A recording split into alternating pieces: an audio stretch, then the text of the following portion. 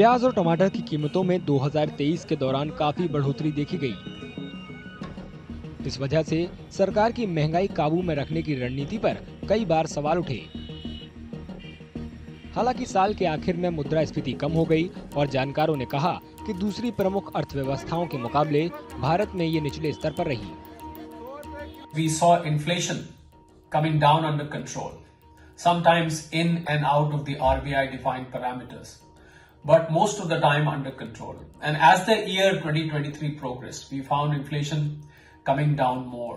Obviously, during the time of monsoon and inclement weather, we saw a sudden spike in food grain prices or food items. But then as the weather settled down, even they came under control.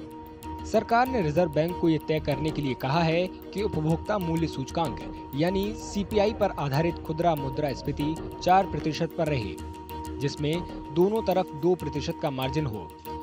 जनवरी में खुदरा महंगाई दर 6.52% दर्ज की गई थी। फरवरी में ये थोड़ी कम होकर 6.44% पर आ गई।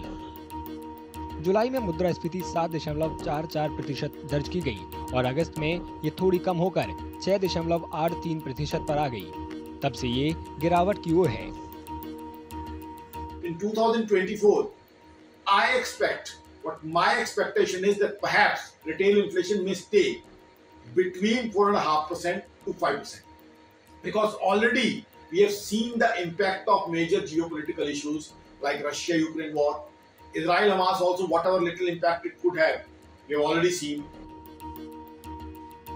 जानकारों के मुताबिक वैश्विक और घरेलू दोनों वजहों से साल के आखिर में मुद्रास्फीति कम हो गई। अमेरिका, ब्रिटेन और जापान सहित प्रमुख वैश्विक अर्थव्यवस्थाओं में भी मुद्रास्फीति कम हुई और चीन में भी ये एक तय स्तर तक रही। मध्य पूर्व में इजराइल हमास संघर्ष के बावजूद कच्चे तेल की कीमतों में नरमी ने भी मुद्रास्फीति को नरम रखने में मदद की।